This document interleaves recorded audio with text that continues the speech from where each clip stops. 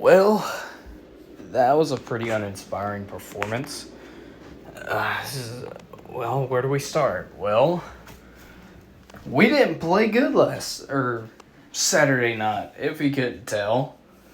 We went up to Columbia, Missouri, and absolutely didn't look like we were. We looked like Georgia in 2016. That's what we looked like. And that, coincidentally, that's the last time that we went up to Missouri and struggled.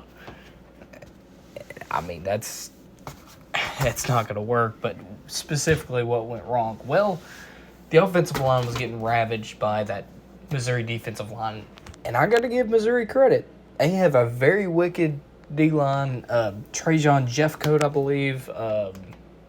Hopper is the linebacker. I forget who the other ones are, but they completely ravaged the offensive line, getting pressure on Stetson, not letting the run game happen at all in the first half.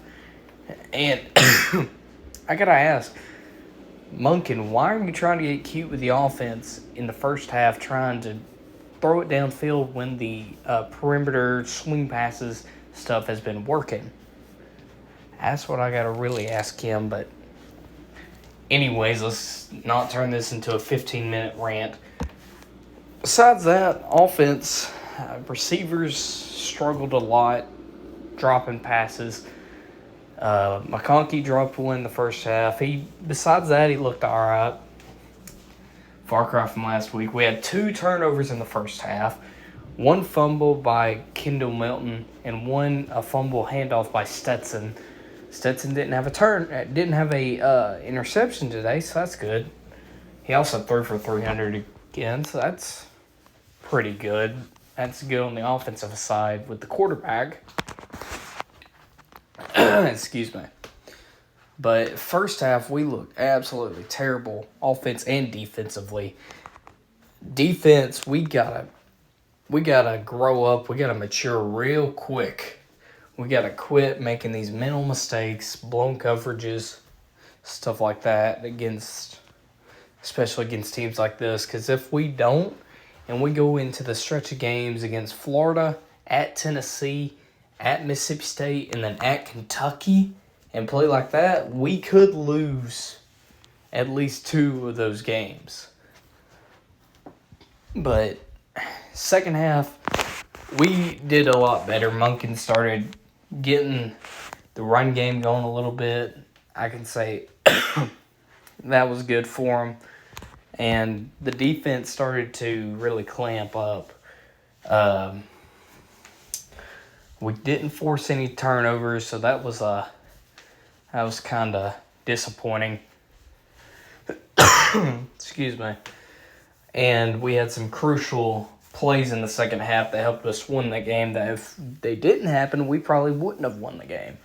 We had that fake punt, which that's the first time since, I believe, the Baylor Sugar Bowl in 2019, or the 2020 Sugar Bowl, that we ended up completing a fake punt. I think that was it. It was either that or a game last year. I'm not really sure. And then that 4th down call of the end around to Kenny McIntosh. If those don't go, we probably lose that game.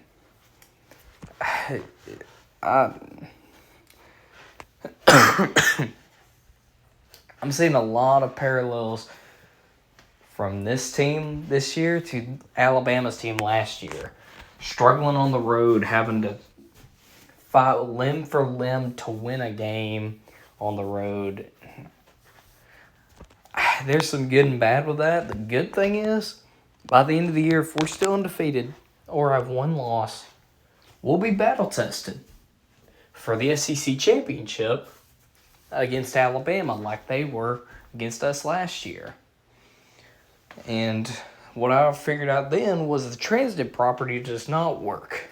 So let's hope it's like that. Let's hope that we can get things going again and play every game like we did the Oregon game week 1. Which, guess what? Other 2 teams in the top 3.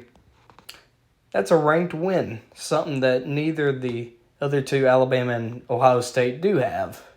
So that's just something to throw in there. Anyways, let's get better and beat the brakes off of Auburn this Saturday. That sound like a deal? Deal. Okay. Go Dogs and good night.